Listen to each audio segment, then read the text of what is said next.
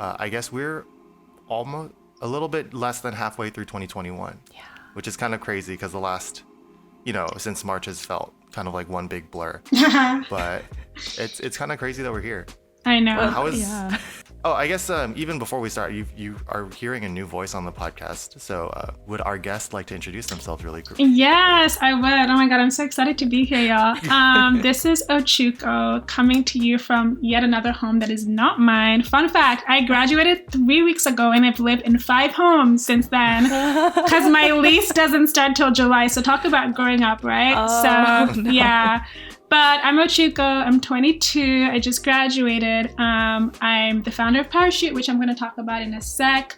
I'm from Nigeria, so I'm not even from here, but I am here. So yeah, I'm excited to have this awesome conversation with y'all. Thanks for having me, Jin and Calvin. So, I guess, yeah, it sounds like you've had a pretty weird 2021 so far. Oh God, after yes. graduating and then Yes. bouncing, couch surfing, I guess. Yeah. Oh, it's been like a weird limbo where so I'm starting a full-time job at Adidas in Oh, that's so exciting. I know in 2 weeks, and my lease starts in July, and so I graduated like May 5th or something. And between that, it's just been this weird period of like, can I stay at your place and your place and your place? I have nothing to do. I have no income, but I will have income pretty soon. And so I'm not that like worried about it. It's just kind of like, And I'm living with my friend who lives in the suburbs. And something that's weird is that like, because I moved here for college, my life is like college town and like young people.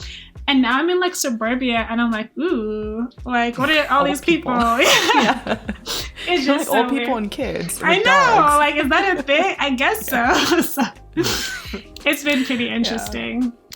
No, that's too good. I had that same shock when I was living in LA for college, and then I moved back to the Valley, and I was just like, what is going on? I know. Like, things are closed at 8:00. Like, is this for real? Is this our future? I know. Yeah. It's just Yeah, my college experience was kind of weird because I lived in like so La Jolla is the city that UCSD is in, where I went to for college, and it is like half college town, half bougie rich white neighborhood, like the richest of rich, like mansions and like beachside hill houses, but then also like all these college students at the same time. Yeah. So it was a weird college town to kind of grow up in. I feel that. Mine was, I had the exact same thing. So I went to a private school, and right behind us is this like small town called Lake Oswego. It's so bougie that buses don't even go there. I'm not even going to talk about why that is problematic. But like, okay, so anytime my friends and I go there and like it's all white people, we're all like, oh my God, like I feel so poor, but let's just go like, house viewing and stuff. It's so funny, but yeah, I feel that it's a whole vibe. But yeah, this year's been sort of weird because it does really just feel like 2020 extended. Yes. It doesn't feel like it's been a new year. It just feels like more of the pandemic. It's been a little weird and stressful because stuff has been opening up, at least in LA. And I know that we have a large vaccinated contingent. Yeah. But you don't trust everyone, though. I don't trust Exactly. That's everyone. That's the thing. It's No. like until I see 90%, I'm like, I'm just going to assume that nobody's vaccinated. Yeah, It's exact same. not gonna happen. I'm guilty of that. I just signed up to get my vaccination because I was so scared of getting sick around my finals. And so I'm getting mine tomorrow. I'm getting the Johnson & Johnson one jab. one shot done. One shot done, yes. But yeah, it's been pretty interesting. I feel like 2021 has no personality of its own. I just feel like it's just like, it's the same thing around this time last year. We had everything happen with Black Lives Matter, and now we have, all the like, Palestine and Israel kind of like, things going on. So just like the same kind of vibes happening again. And, the same, everyone's scared, but also everyone's like, over it. And I think something that I'm always reminded of is just how much we humans just adapt, if that makes sense. I think, this is weird. Like this is like really weird. Like, like The 100, I started watching the show, and it's this whole thing about, something happened on Earth, so everyone's like somewhere else, and like Earth is dangerous and stuff. And I'm like, you know, we are in a pandemic and it's wild, but somehow it's become normal. But this isn't normal. And you know, it's just, I can't even imagine that feeling of like, I'm gonna go to a club and rubbing off on people and feel normal about it. So I don't know what's happening, yo. And you know, I turned 21 in the pandemic, and I never got a fake before, as most people do. Like, I'm just gonna get 21 and go. Nothing happened. Nothing happened. And so sometimes I still find myself saying I'm 21, even though I'm 22 now. All my friends are like, "Well, that was like anticlimactic, like, you know, whatever." So yeah, it is. What I think it is. definitely what's gonna happen is like, it's kind of like when you have a rough childhood, you grow up and then you're like, oh, that wasn't cool. What happened? Yeah. So like in 2 years, everyone's be like, oh yeah, that was like kind of a lot that we all went through together. It was a lot that we all went through. And I feel like everyone's gone through these different phases of how to approach this. I remember when, you know, the pandemic first happened, on Instagram, there will be all these tweets about, you know, if you don't achieve something in this pandemic, you know, you're like a bad person, or it was never about being busy, it was about you. And everyone's like, oh my God. And then, you know, sooner or later it shifted to, you know, do nothing, rest. We are like, you know, this is horrible. You don't have to do anything. And it just keeps like swinging back to like this different phases we're all in.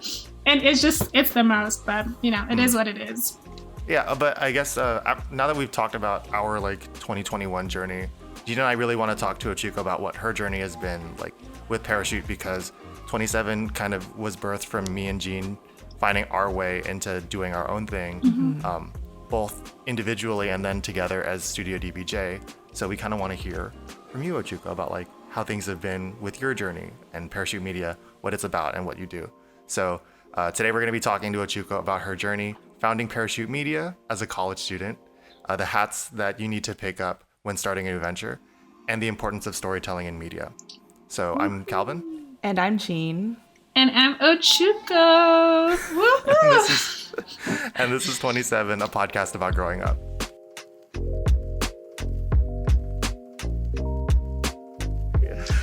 So at the start of the podcast, you were mentioning that you're from Nigeria. So I guess, like, can you talk a little bit about what it was like for you growing up and other just like background information about you?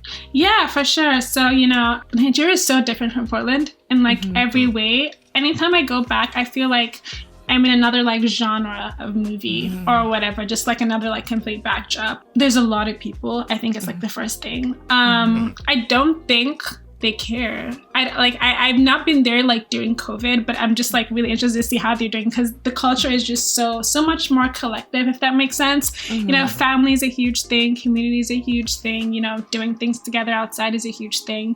I know where I lived growing up, you know, my house was there, and my mom's sister's house was two doors away.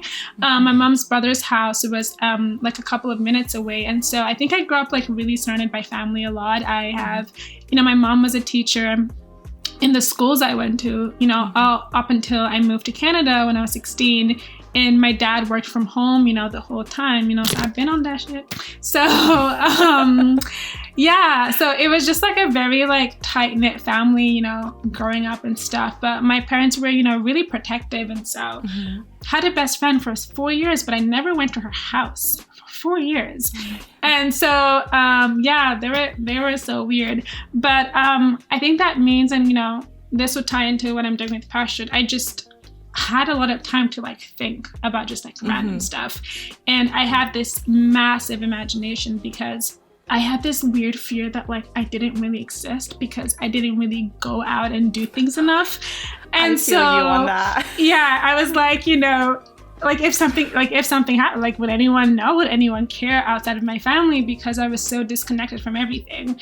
And, you know, I would make all these stories up in my head, and like, you know, I would watch a lot of Hollywood movies, listen to a lot of like Western artists and stuff, and I knew that I always wanted to come here because to me that signified freedom in the way that I was away from my parents, and just kind of like I could like live and be, and I could finally exist and all that weird existential stuff.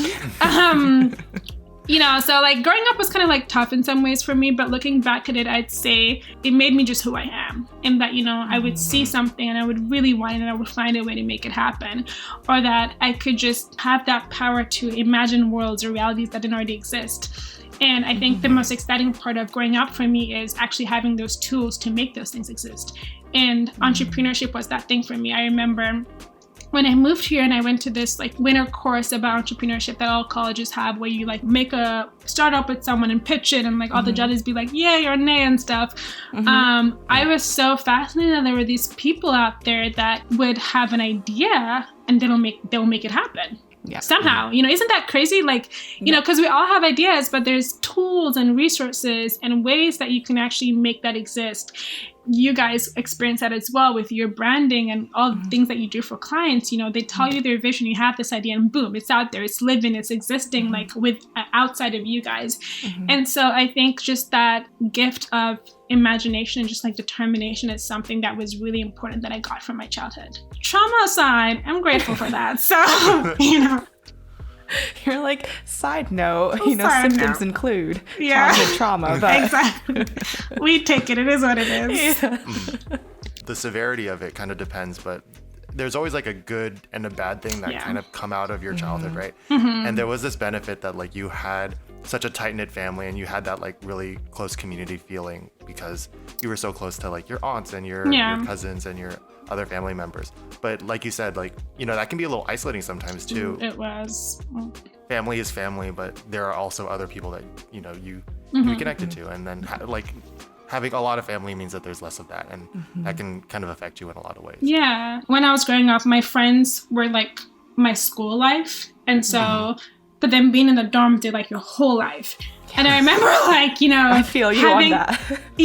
Having issues with that where I was like, you guys are here like all the time. And, I would want to be just in my room doing my own thing. And I just realized that I have this internal thing of just, separation of all the things. And I had to find a way to just let people just be there and me just be there for people at all times. It was a lot, but you know what? We're growth. So. Wait, so what did you end up studying in college? And or I guess if you're okay with saying where you went to college. Yeah. I went to Lewis and Clark College, small, wonderful, beautiful liberal art college in Portland. Fun fact, I didn't know what liberal arts was when I first got here. I don't know if I would have gone if I did. But I studied economics and I'm so happy that college is over. Like, ooh, there's some people that are going to do like your second degree in the fall. And I'm like, what are you made? We're made from different cloth. Like, I did not understand this. But that was a whole phase of my life. That's now done. And I don't think I will ever be a student again, officially. I hope not. If my life goes as planned, I wouldn't need to. So, yeah. As a college student, you founded Parachute Media. Can you tell us a little bit about what you do and what you all are aiming for? Parachute is a media brand that creates content and experiences that center and celebrate women and non-binary people of color. So our whole message that we're putting out there is that there's many ways to be a person of color as there are people of color. And so we create these content and these spaces that really celebrate us as like whole people and not just, specific parts of stereotypes, specific parts of our identities that mainstream media really focus on. And we're just really trying to change how the world thinks about, the kind of narratives that the world thinks should be told about people of color. I think there's so many types of narratives out there and, we should just shed light on all of them. So that's what Parachute does. And it's really Gen Z focused, really young, really cool, really beautiful. So y'all should check it out. I guess when in your college career were you kind of like parachute? Like in between studying finals, being like no second degree life. When did parachute really kind of pop into your head? All right. So there's a story I tell people because it's so inspiring. And then there's the other story. Which one do you want to know? The OG one or like the wow one? We should go for the OG one. Okay, let's go. Oh, no. I think we should go wow and then like pull the curtain back and be like, okay. So this is the one that I'll put in all the like cute papers and whatever. But back to like my childhood. So in Nigeria, like everyone's black. And so, what I try to explain to people is that you don't really grow up with this consciousness of like, I'm a black woman or whatever, because it's just, the common denominator. It's not really a part of your identity, whatever. You're just like Ochuko, or like your identity is more tied to like your tribe maybe, because that's the only difference. And so it's like a pretty homogeneous like community, like racially. When I moved, it wasn't so much in Canada, but when I moved here, I think, you know, Portland is very just Portland, like people care a lot. And because people care a lot, they talk a lot about stuff. And I went to a really white school, and I went from being Ochuko to being that Black girl. And for me, that was like, wait, what? You know, because I'm someone that has a pretty big personality, and I, you know, have spent a lot of time developing like self-love, liking who I am as a person. And so it was a weird thing where a lot of people have that Black pride and stuff, which I've grown to have, but I didn't really understand it. I would just like, it doesn't like, why is this a thing? Like, I'm just Ochuko, you know, can you call me that, you know?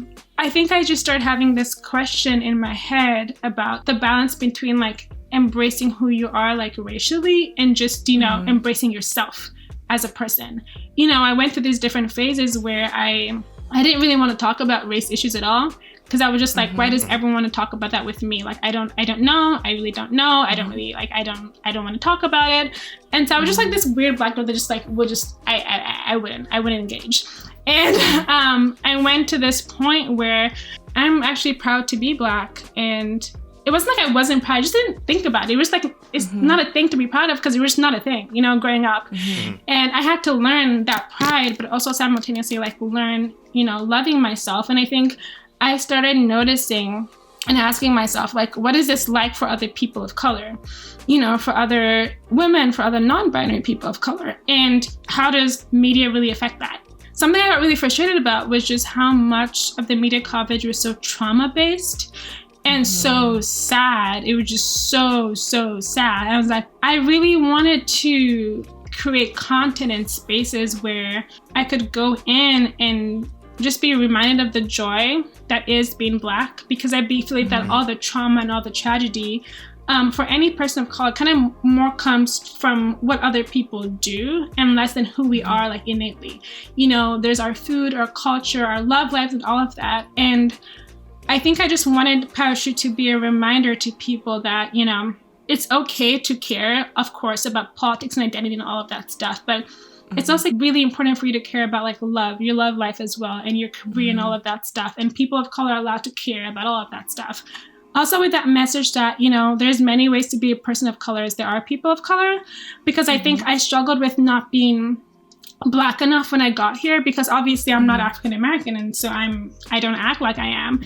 But, you know, people associate that with like Blackness a lot. And when I wasn't like that, I had people telling me, you're acting like a white girl because you like Taylor Swift or indie music or whatever. And I became really just passionate about the idea that, you know, we shouldn't let other people put us in boxes, but we also shouldn't put each other in boxes as well.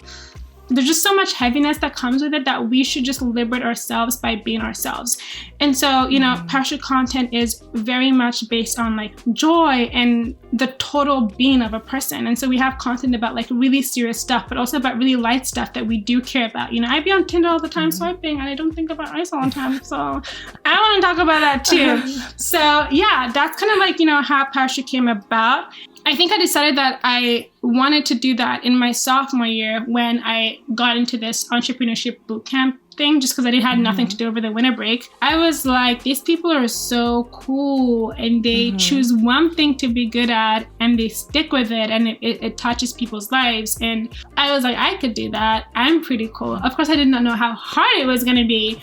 And so, yeah, that was kind of like pretty much it. But that's the like more cute version. There's also like all the other BS that went with that. So the behind the scenes part was that in the midst of all of this greatness and in the midst of all of this, you know, revelation, I got really bad grades in freshman year, and I wanted to get into finance. I was like, it's not gonna happen. And I was like, had this whole existential crisis, and I didn't know what to do. And I figured that the only way to get what I wanted to do was, I saw that like coming into the States, there was this whole thing of people who created, you know, even if you wanted to get a full-time job, you had to have something. I was like, I'm going to have something too. And so there was also that part of like, yes, I want to, you know, change the world. And there's like that part of like, yeah, I just like, you know, want to do something really cool. And I was seeing this boy at the time, and he had this ex-girlfriend who he was hung up over. And she had done all these cool things, and I was like, I'm gonna be cool as well. And I would never say this because of a man, but I can't, like, 5% to impress him. And I was like, I'm gonna be cool. And so I'm too good for him now. I would never. But he's just some ashy white boy. God help me. But I'm happy that he inspired the greatness into me. And so I guess there's all this cool stuff. But also, I did it because of a boy. And also, I did it because I just wanted to get a job, and I thought that would be a good way to go. Ironic now that, like, this is all I want to do, so that was fun. But yeah, that's the side story that I would never admit to. I truly believe that spite is one of the strongest. It is. Power. No, I feel you on that. There's that's low key 5% of DBJ was like I was like in spite of someone. I was like, I'm gonna do this. I was like, I gotta be cooler than her. I know. And now I was like, why did I do that? Because, like, we should support each other. But at first there was one point where I was like, I gotta be cooler than him. I gotta be cooler than her. Like, and then now I'm just like, that was so dumb. We are like, human beings. Like, those things like happen. And the important, no, it's just like, I hope he never knows that he had this impact on me ever. But, like, anytime I post something now and he sees it, I'm like, yes, you should have, but you didn't. So, it'd be like that. I don't know if you mentioned it specifically, but I think you were kind of alluding to, like, this feeling of ownership of like doing something that's yours as opposed to just like doing something else. And I think that's really important. I had a friend who came to me and said, like, I just don't think that I can be an employee. Like, I have to be a boss because I want to get stuff done and I want it to be done my way, and I don't like to be managed. I'm like, that's totally valid, and there are a lot of people who feel that way, and I think they're trying to like fit themselves into like, well, I have to be like a full-time salaried whatever because that's the stable smart thing to do. But if you have a boss mentality, you have a boss mentality. Like, you can't change that. I think something else that's also there is that I always laugh about is there's like soft skills and there's hard skills. I don't really have that many hard skills. I don't know how to like write or design or draw or spreadsheets. I'm not very good at the hard skills. And I think a lot of the time the hard skills are very like entry level stuff, if that makes sense. Yeah. I'm really good at like the soft skills, like the organizing, the, collaborating, all that stuff. That's kind of like more okay for me. And so it's funny because as I'm going into Adidas, I'm kind of like, oh God, what are they gonna ask me to do? Like, I know y'all think I'm cool, but like I'm cool at what I do. Don't try to make me do other stuff. So yeah, I think that's just like a really weird, interesting thing where like know yourself and know what you're gonna succeed at. And I think, just like I will tell you how this new job goes. I'll keep you guys updated. No, we're really excited. I kind of wish, or I hope in the future, that's how job applications actually go. Because I think that's the way like Studio DBJ operates. Because we had a meeting last week where we're just kind of like, we brought you on for the thing that you're good at. Yeah. We don't want you to do the thing you're not good at. So just tell us what you don't know. And then that's where me and Calvin are supposed to be. But I was like, hopefully one day the world will just tap into that. Maybe it might be a little Pollyanna of us, but we're like, we know that you have something that you are good at. And we know that you want to do the thing that you're doing. So like, tell us, and then we'll make the space for you to do that, or like tell us what you're interested in and we'll find something that fits. Yeah, and I think that's that's how to make your team successful. The person who runs Parachute with me now, she started as an editor, and I would always look at her in meetings as a writer. I would always look at her in meetings and she looked so bored. And I was like, what is happening, And I remember like interviewing her, and she just had my energy, if that makes sense. And I was like, she's just going to get things done. And then it kind of occurred to me that maybe she just wasn't challenged and, the role wasn't big enough for her, or she was just not a hard skills like person, if that makes sense. And so, I brought her to do our operations, and she's amazing. And I think it's just like a special like talent or like skill, as someone who leads a team, to be able to figure out, where people are gonna do best at. And I think that's something that you should be so proud of. So when starting Parachute, this was a solo thing with you first. When did you realize that you needed to build a team? And then also, what did you feel like was your thing that you're good at that you wanted to keep when you were starting to expand Parachute? Oh, interesting. So from the beginning, I think I knew I didn't do parachute for very long alone at all. I think my first thing I did after I just like built that vision of what I wanted it to be, I went and I found people, because, you know, pachute's all about creativity. It's all about stories and content, and I can't do any of that stuff. I know what I want it to be, what I want it to say, but I can't like actually like write or design or anything, as I've said. And so I think the first thing I did was create a list of what I needed, and then went out and just found that. That was like, you know, I wasn't alone for very long at all. What I know I'm good at is just that strategy part of it, is looking, you know, this is where we are, this is where we want to go to, and this is where we need. I'm really good at the brand part in crafting who we should be. This is what parachute should look like and feel like and sound like, and working with teams to like translate that into, you know, actual copy or actual design, all of that stuff. And so something that as the team has grown so much that I knew that I wanted to keep was just that strategic control of like where it's going. And I know at some point when parachute grows to be what I hope it would be, I won't be able to be as hands-on. And so I think I'm just enjoying these moments where I get to have input on the social media posts and, you know, curate the little memes that we do and little tweets and stuff. So yeah, just like small things that I probably shouldn't be doing, but I'm like, I want to do this. So yeah. Did you feel like it was hard for your team to trust you, especially as like a new founder and like, you know, and you're saying like you don't have these hard skills? Like, did you feel like you had any obstacles to overcome to have these folks go on this journey with you? I have never been asked that before. That's such an interesting question. I've never really thought about that. I was gonna say, I guess what kind of sparked this is because sometimes when we get a project quote, I'm like, why do they trust us, Calvin? I now we've started to get clients. I feel that way as well. And so, yeah. I think there was one thing in that a lot of people who joined our team were just around my age, if that makes sense. And so it wasn't like they were like you or Calvin who kind of like knew what it was supposed to be like and stuff. And so it wasn't really that hard. And I think something that worked for us then and I think works for us now is just being able to tell that story. Everyone on our team, especially at the beginning, were all people of color. And so they all resonated with our why. And so I think as long as they knew that why was the same for me, I think, you know, that built that trust. And something I always say is just like incremental progress. People love to see that you're getting closer and closer every day to that goal. And I think something I'm always telling my team leads, always telling myself is the team will be motivated as long as they can see that the why is actually like working. You know, so when we launched our Instagram, you know, that was progress. When we got our first client, that was progress. When we launched the website, that was progress. Anytime, you know, we do like a podcast like this, an interview, and, you know, people are interested, that's progress. So when people are demotivated, it's maybe because we're being a bit stagnant or, you know, something hasn't happened in a while. Our team has gotten kind of big. And so something that I've been struggling with lately is just being able to communicate to them like all the progress we're making. Because, you know, we have a different part of our team that works with clients sometimes, and we don't always, you know, I'm not always the best at communicating to the rest of the team, like, hey, we're doing this, or we just got this, or whatever. Building that internal communication where even though, you know, they're going through finals and things are hard, they're like, oh my God, like, you know, people really want to work with us. And so that keeps them going.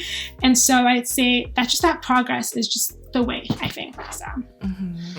It sounds like, and I think this is true with us too, with Studio DBJ, is that like having the resume, having like the bona fides is like, it's cute, but what people really resonate with most is like, if your why, like you said, like your mission. If people can really understand what you're going for and what you're doing, they can push away like, oh, like maybe they don't have as much experience, but like we are on the same wavelength, like we're here together. Then obviously, like to keep that relationship up, you need to be showing the progress is being made, and you need to make sure that you're letting them know like, hey, we are accomplishing things, you're trusting me, and it's building the trust. Yeah, exactly. As opposed to like having it initially at the beginning. Exactly. Things obviously don't always go the way that you plan them to. Do you have a memory really strongly of like something that kind of went a little bit awry, and like if you came back from it at all, or like kind of what happened after that? What's really interesting about parachute is that things go awry all the damn time. I feel like I'm always just like in fix mode, which is kind of annoying. But something I've realized is that most of the time, like, people don't know. People can't tell. All the time we've launched something. We're supposed to launch our website by the end of last year, and we launched it in April of this year. And I was so pissed about it, and I was so upset. And someone on my team told me, but like, the audience doesn't know you plan to launch it in December. They're like, they're chilling, you know, they're doing great. And so I think a lot of things go wrong. And a lot of the time internally, we're really struggling because, mental health, because we're all people of color, we're all young people, we're all transitioning. But I think at the end of the day, we're still, as long as we're still able to put out that content and that love to our team, that'd be amazing. For example, like right now, we're not posting anything on our Instagram this week because we're going through like a whole revamp. And I cannot tell you how many times we've gone through revamps. Cannot tell you. I was like, no, Calvin feels you because I always want a revamp. Yeah, all the time. I'm like, this is not working. And so always kind of like giving myself some like, calm down, Ochuko, because as long as they can't really tell, like, then we have some time to like, tinker inside. And so to that, I would say a lot of the time. Anytime something goes wrong, I'm a bit more calm and I'm a bit more like this too shall pass kind of thing. It kind of reminds me of like, or I guess there's two things that it reminds me of. The first thing is like a wedding where it's like, that people are freaking out behind the scenes of a wedding, right? Like so much stuff is going wrong. Somebody's not here on time or like something, like things are like 5 minutes off. But if everybody's drinking, having a good time and you're not like, yeah, exactly. You didn't tear something down, you're like totally cool and nobody really if they cares. Can't tell, you're fine, you're chilling. So exactly. Yeah. So funny. Kind of related to that as well is like there's a level of transparency where like, yeah, you should let people know stuff's going on, but there's also that, like you said, if you don't mention it, some people might not even notice. So it's like maybe it's okay just to like get it fixed and then let them know once it's fixed instead of letting them know when you start, because then they're just like, oh, you fixed it, so great. Exactly. And they're not worried about the fact that it's not done yet. We've taken an Instagram break before, and then we'd post, hey, our team is taking a break to revamp. And then this time I'm like, no, we're taking a break for like a week. Like it's fine. No, I'm sure people love Parachute, but they don't love it that much that it spoils their whole week. It might hurt like our Instagram algorithm a bit and stuff, but like we'll survive. Let's just fix it and then come back. And so I think it's kind of like picking and choosing when that communication needs to happen, because you don't always want to tell people that like things are going wrong all the time. So you are working with the team of like young 20-year-olds, and that's definitely a pivotal transition age, because you're switching between like a student identity to like an adult in the outside world, and then your entire schedule is changing, your way of life is changing, and it's like that's a lot of energies to also just be managing itself. And so the fact that Parachute is also like this far with all those energies, it does show to other people like you can do this, it's definitely like how you do it. I think it's just really cool that you made it happen. Thank you so much. Yeah, it's hard because everyone's always going through something at some point or the other.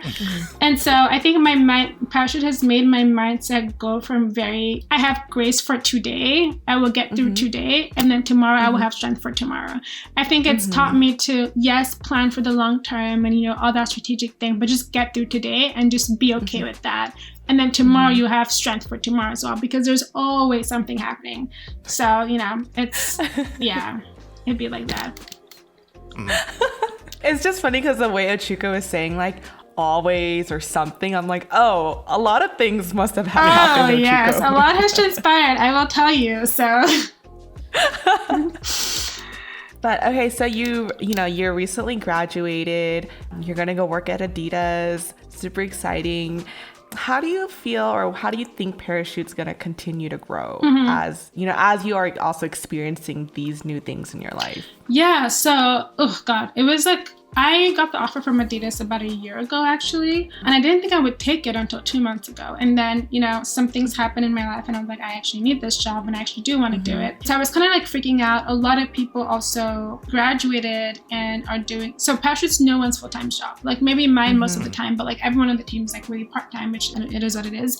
And we had to really sit down and think about, we want to do this. And so actually right now we're bringing on some strategic partners to work with us that are, way older, way more developed. The former CMO of BBC and Harrods actually is, coming on board and entering a partnership with Parachute, and someone who was a former VP at Adidas actually, who, it's crazy because I met her when I was trying to like network for Adidas, and now, she's working with my company and everything.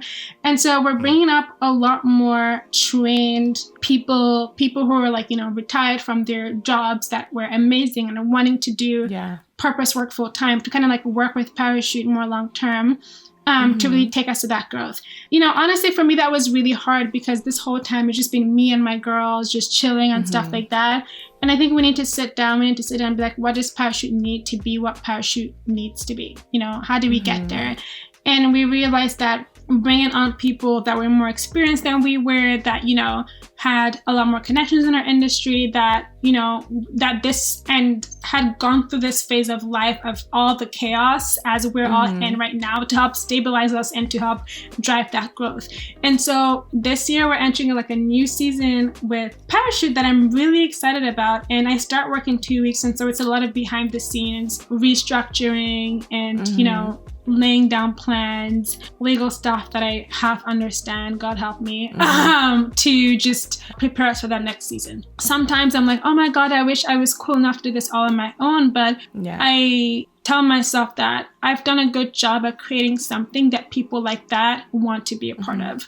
Not like, apologies if I'm putting words in your mouth or like projecting, but having a moment like that where you're like asking, or you're having these people who are more seasoned, more establishment kind of coming on board, at least I think it kind of brings up that question of, like you said, like, am I betraying the original mission of like trying to build something on my own? Or like, these are, I don't know who these are particularly, but maybe they're more established, more like white, cis, you know, straight people who are coming on. I don't know if so it's like, oh, is that like kind of betraying an element? But I want to let you know that in my opinion, I don't think that it is. In the same way that like these big mega corporations should be diversifying so that they can get, you know, people of color's voices at the table, I think it's important to do the reverse. Oh my God, yeah. Not because you need them, but in the case that like you may not have the resources to do this all on your own, right? We don't. Yeah. So like it's getting the help that you need in the same way that those people also need the help that they need in like bringing up people of color. You need not need, but it's nice and it's helpful to have more established people come in and support your mission, and obviously your mission first. Like, it's not like you're gonna be changing anything to accommodate. Exactly. They're coming in to help you out. No, it's basically like the insider scoop type of situation where like, because I think Calvin and I kind of go through this too when we sometimes come across a project where like, oh, Calvin's been in like the structural engineering field and he like knows certain things, or I've been in the nonprofit fields and like I know how certain things operate. And so when we work with like a third person, like a third party or another client, where we would say like, you should go down this route because this is our own experience with it. Even though like the current work we do isn't reflective of that, but it's like, this is a way that we can lead you into the right area that you want to go to. I totally feel that. It's interesting because up until like 3 months ago, we had this rule in Parachute, which we could do because we're incorporated at that time, where, you know, everyone was a person of color. We only hired people of color. And, you know, as we went closer to like incorporating and stuff, we kind of realized that was actually kind of illegal. I didn't know that, but like, okay. And I started thinking a lot, and I was kind of scared that, you know, my team would be like, no, we can't do that. But I love my team, and they're like, no, this is the right thing to do, to start having people who weren't people of color on the team. And something I realized that is that a lot of the time, like, I'm working for Adidas and I'm not thinking, oh my God, I'm working for a white company. You know, why is it that anytime it's a POC company, it's kind of like a POC company, you know, like how it's like an Asian movie or a Black movie, but white movies are just movies kind of thing. And why is it that we find no problem just investing into, I don't even know who owns Adidas, just like investing into like these people's pockets all the time with our time. But when, you know, it's time for white people to invest in our dreams and our mission and whatever, it's just like a thing. And I think I kind of realized that like, I do want them to be a part of this journey. And for people who have the right heart and, you know, the right way of thinking about these things and know when to take up space and when not to, that they should have the opportunity to be a part of this as well. And people should learn to center stories of people of color and to center the growth of people of color in their professional lives as well, without it being like this huge thing. So. And this is not really a topic that we were going to touch on, but I think I had this conversation with Jean like 2 weeks ago, and I think it just goes to show like being a quote unquote capitalist, like, you know, we're not capitalists in that we're trying to buy and sell oil, but like in the way that we are building something. Exactly. Yeah, we are. But as like you know, people of color, as more progressive people who are also capitalists, like how do we responsibly do the thing and live in this world. And Gina and I were talking because what we've started to do recently is have people come on to our team, and it's not just directly like going to me and Jean, that it's going to these other people. I'm like, how are we preventing like exploiting studio people? Right? Yeah, exactly. Like, how are we stopping ourselves from exploiting these people whose work we are like more like sometimes profiting off of? And the way that, at least within Studio DBJ, the thing that we do is that we do not tell people what their salary is. We ask them what they want to get paid, and then we like, if that work is like fits them and is like within the client's budget, we say that we're not exploiting our collaborators. Wait. We're exploiting our clients. I was like, are you really gonna say that?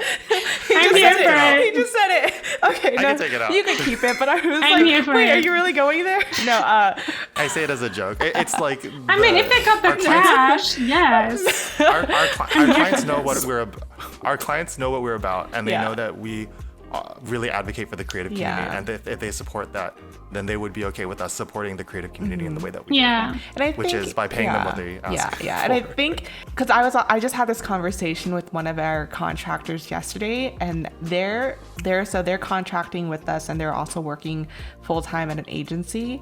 And basically, like, the way we operate is so different from how they operate. And I was just like, I don't know why that's so normal. And I feel like it's so. When I was like, you're not fired, all you just have to do is tell me. I'm not gonna get mad. Like that's the only way we can operate, is if you tell me, I know how to solve your problem. But if you don't tell me what the problem is, I can't help you. The most important thing is your health, your well-being, and your fulfillment. You know, so if you're feeling fulfilled, if you're feeling healthy, like, I don't want you to pull an all-nighter, but if you're like, I have the energy to do it and that's what I want to do, I'm also not gonna stop you. And she was just like, that's so different. And I don't know when the like Uno reverse card came into my life, but I was just like, no, like, fuck all that. Like, it's not supposed to be that way. Yeah. And then like, it's just like, you're supposed to be fulfilled. Your like life is about being lived. It's not about like, you know, doing these things that ultimately don't really matter when you're dead. Exactly. You know? Yeah. And For so sure. like, so Ochuko, with you bringing in people, you know, especially like white cis folks, I think it's a powerful statement in a certain way of like, this is normal and this should happen, and should also be encouraging for white people to enter these spaces. Yeah. A different thing that I'm part of, they're also kind of going through it as well, where their direction has definitely changed to be more POC centered, and like all the white folks just disappeared. And it was like, no, this is when you should come in, actually. Like, Exactly. you should still be part of this conversation. Yeah, no, I completely agree with that. And one thing that makes me happy is that, because like I said, a lot of people on the team have full-time jobs or work part-time other places, is when, you know, they can see the difference with working with Parachute. Just for the community, the good vibes, just the understanding. We take mental health so seriously. Like, you know, you can have, if you need a break, take a break. If you need something, take, especially because, you know, we're born when Black Lives Matter was happening, you know, last year. And it was a lot for people emotionally. We actually took a 3-week break just right when we were starting, and I was freaking out. But I wanted to set that precedent from the get-go that, you know, mental health comes first. Because I'm not a creative, but something I've learned over the last year is that creativity really comes from like your heart and your mind and where you are as a person. And it's not like I could just like write a strategy document anytime I want. I could just like, you know, and I remember when we started, I was like, why can't you guys just like do it? I just do it. Like, what are you talking about? And then I realized that, you know, Parachute was creativity, the writing and the designing, and they had to be good vibes. And I was like, then we will create good vibes. So, yeah. Like, in the design community, I feel like that's not like pushed enough. And so like, there's this thing of like creative block, and like, you just have to get through it. And there's this thing of like, you have to pay your dues, so you have to also just get through it. And it's like, actually, those are just like methods of gatekeeping, of like keeping people from like being fulfilled and doing things that they're able to do. So especially with Parachute being like in some way like a creative incubator for folks, I think it's just wonderful that this is just like a natural part of your company, a natural part of your mission. We're just to wrap up what we're talking about, the experience of being a person with more progressive values and a person of color who is also a business owner. So like, the things I think that the three of us have kind of taken away most is that it's important to be critical of the like systems that you're putting into place to know if you're like perpetuating these ideas that aren't really serving anybody on the team, right? And then the other thing is that everyone at the table means everyone at the table, because the fact that like more privileged people have a more privileged background doesn't mean that they don't have something that they can bring to the team. Yeah. As long as they're willing to meet you there. Exactly. Which is maybe the thing that is a little bit more difficult for some people. But what is your mission for Parachute's Voice specifically? How do you all spotlight positivity? And I guess what are some examples of content that you've done to do that? Parachute's mindset when we're thinking about content is just to center it around real life and real people. Real life isn't heavily tragic or heavily positive. It isn't all about politics or all about beauty or fashion. It's about all of it. People are so multidimensional. People love themselves but hate themselves.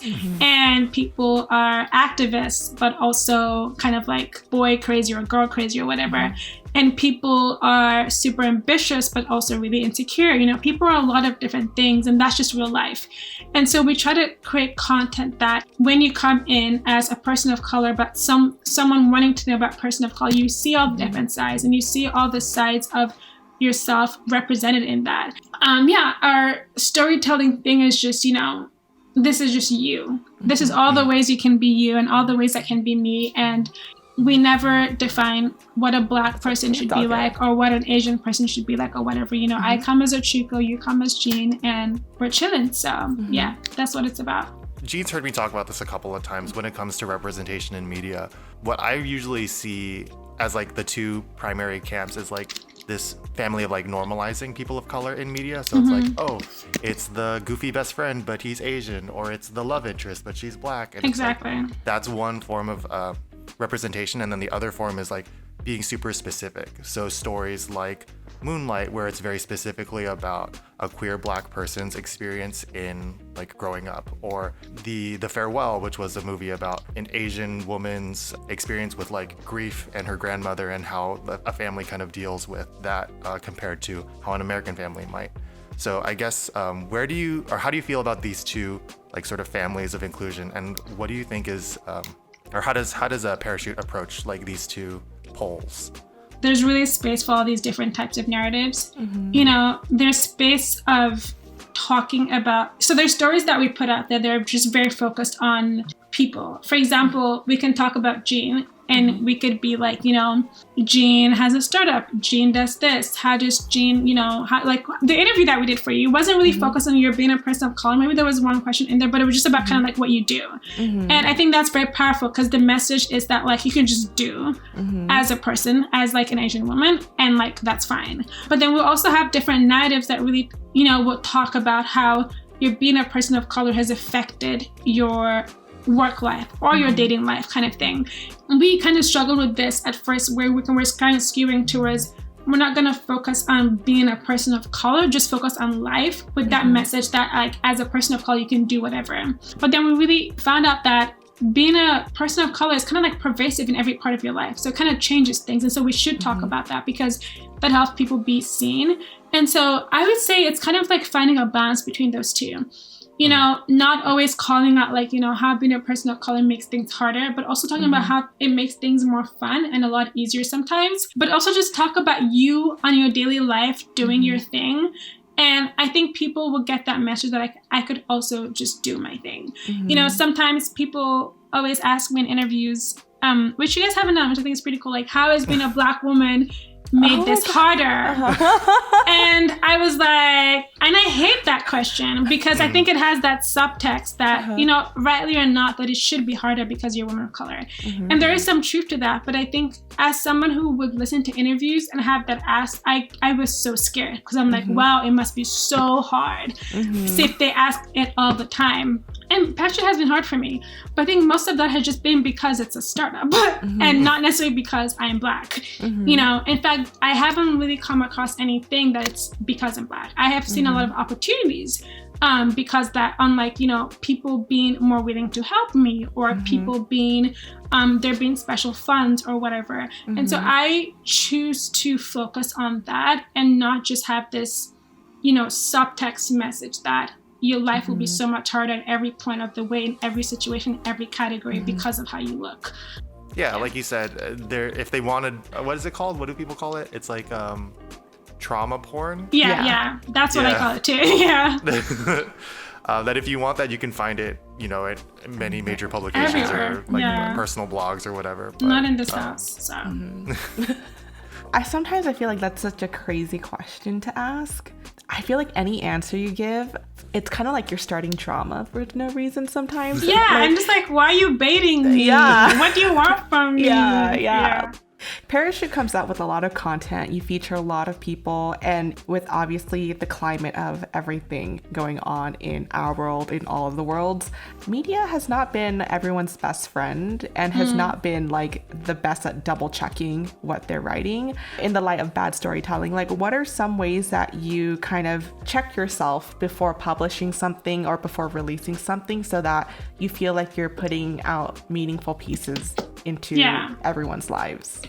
Yeah, no, that's a huge thing that my team and I have been talking about. So something that we always try to make clear, especially at this point, is that we do not have the resources to be a news source for anyone. And so when we put out stories that are related to what's happening in the world, we always try to do it from a point of personal stories, if that makes sense, or I'm a Palestinian woman who's also American. This is how I feel about this. We had someone who's on our team who was at India during the COVID outbreak crisis and everything a couple of months ago, and she wrote her perspective on it. And so we have this kind of like underlying message where, going through, there's many ways to be a person of color. There are people of color. We have different opinions. And so we might have someone write something about the same thing, but just kind of like, this is how I feel. And then this is how I feel. Completely different.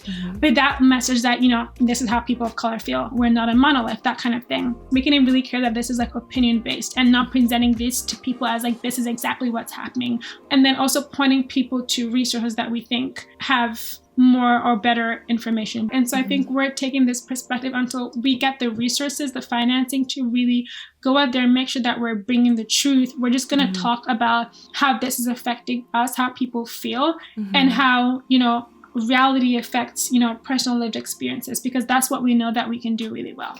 It sounds like it's not about the truth, like capital T truth, but it's about like your individual truth. Exactly. Right? Yeah. People might feel some kind of way about that, but I think it's also important to understand that, we're being honest with people in that we're not pretending to be something that we're not. And I think we can't fill up space for something that we don't have confidence about. And so, yeah.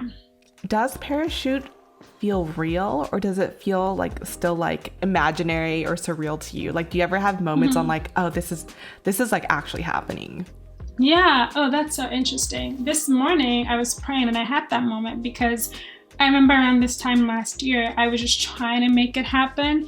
That was when I first met you and we had the interview and I was just like out here trying. I couldn't even properly articulate what we were, what we were doing at that point, or what our business plan was. And now, not only do I know those things, but they actually started to take effect. However, most days, and I think this is just like a founder's thing, you have this, when you have the vision of the company, you already see it as it is supposed to be. You already see the whole, and you see all the different brands and all the different revenues. So you just see the whole thing. That's the dream you have. And every single day, you're just not there. And so I think it's, holding that vision, because like what Parachute is now it's not what Parachute is in my head yet. But I think I used to beat myself up about that a lot and compare us to like Refinery 29 and Bustle. And then I found a trick. There's this thing called Wayback Machine, this website where you can go and see what websites looked like years ago. And so anytime I'm feeling bad, I go to one of these big publications and look at what they looked like 2 years out, and I'm like, we're chilling.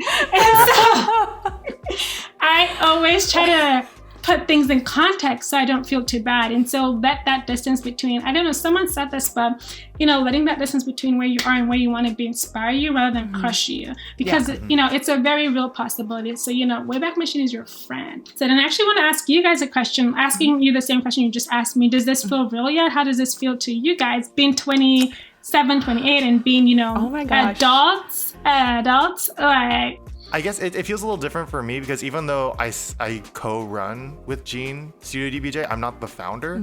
So I guess I don't really have the same feeling about it. It does feel a little surreal to like be doing my own thing, because I spent a lot of childhood trauma stuff. Like I spent a lot of time growing up and like up until maybe a year and a half ago being told what to do or being like, you know, doing something that I felt like I had to do. Yeah. And then once I came on with Jean, that was like sort of the start of me like doing the things that I wanted to do and the things that were fulfilling for me. So it is kind of crazy to like have lived the first 26 years of my life coloring in the lines, like doing a coloring book, and then now I'm like drawing my own pictures. So I think that that's pretty cool, and that feels kind of surreal. I love that metaphor. Yeah, that's a good one. At first, I thought you were gonna say coloring outside the lines. Oh no, I hate that. I always think that sounds cheesy. He was like different things. You're like new mantra. No, that's a really good one. A lot of it still doesn't feel real to me, which is really weird. But then there's like real responsibilities, right? On like, oh, this is, you know, like paychecks and like people's launch dates and all that stuff. Not to say I don't take it seriously. I do take it very, very seriously, sometimes a little too seriously. But I think most of the days it just feels like I'm playing. So even though I'm 28 now, I think a lot of days I just feel like I'm 13. I don't think there's been a moment that's felt like super, super real yet. So I think that's kind of the fun part, is that like the potential for it is still so open, you know, and it's still being shaped. It's just, we know it's supposed to make us feel fulfilled. So as it's growing, you know, other people have their input in there, and we're going at a pace I think that we're comfortable with. So I think that's how it's feeling right now. So you are not quite 27 yet. So I guess when you imagine a future where you hit what Jean and I perceived as like a turning point, what do you think 27 is going to look like the way that you see it right now? Ooh, this is so random, but I have baby fever right now, so I want to be. Okay. Is that weird? No. There's something about like I just want to be. 24, 25 when like babies just look They're just so a yummy. thing. It's just a thing. I don't know what it is. I might didn't change like kids my before, mind. but I love babies now. I know. I'm probably going to change my mind because 27 seems really close. But in terms of parachute, well, like in 5 years' time, I think when people think, you know, media, when people think POC media, I want them to think parachute. You know, I want to be doing it full time. I want to have people working full time for us. I want to have our own office. I want to be doing things like conferences, making zines, making books, having amazing partnerships, you know, creating video content, doing just like, I just want it to be so much closer to what I see it becoming, you know? In my personal life, I want to have finally been someone who is a plant mom, who eats vegetables, who goes on jogs, you know what I'm saying? Like, I just want to be like taking my vitamins out here, just feel like balanced, you know? Like, I just want to feel balanced at 27. You wanna wake up with your cup of coffee, look out the window, and exhale. You know, exactly. You know how it is. You know, a nice apartment somewhere. I don't know if I want to be in Portland, but I want to feel less sort of like shaky about everything. Because life is life. I'm not even sure if that's going to happen, but I think people really enjoy their 20s. I'm really excited about my 30s, and by that, it's just like, I'm excited to have certain factors just, you know, be there. I hope in my 30s I find someone that I'm gonna be with. So like, at least I know something is there. And I kind of like, I'm totally sure of my career path, hopefully, and all that stuff. I'm looking forward to like parts in my life where certain variables just become fixed because I've decided they're fixed and I'm comfortable with that. Because I think at this stage, you're in so much flux. Everything's a possibility, kind of. And, you know, it's the whole paradox of choice where it's great, but also kind of like, just give me something already. And so I hope by 27, I'm at a point where I'm starting to have some of those things checked. Not even necessarily in an achievement way, but just kind of like more in a comfort in this is who I am. Before we close out, Ochuko, I guess, do you want to plug all the things that you need to for Parachute and for yourself? Yeah, for sure. You know, we are the Parachute Media on Instagram, and then you can see all our articles on there. So go take a read, send in feedback. I reply a lot of the DMs, and so I'm always there to talk to anyone. If you're someone who has a story, who has an idea, we're always taking pictures and always working with people to bring that to life. Yeah, so thank you all so much for listening, and thank you, Ochuko, for stopping by. We Thanks really for appreciate having your time. me. If you want to listen to more episodes of the podcast, you can listen to those on Spotify and Apple Podcasts. If you want to subscribe to our newsletter and get a little email whenever a new podcast episode comes out, you can go on our website, studiodbj.com. Once you scroll a little bit, you'll get an opt-in to sign up for a newsletter. If you're subscribed to the podcast, be sure to look out for the next episode that'll come out in July. We're going to be talking about, Gina actually decided this time. Yes, we're going to be talking did. about what it actually looks like to work and like what liking your job looks like. Thank you all for stopping by, and we will catch you all for the next episode next month. Yeah, bye. Bye.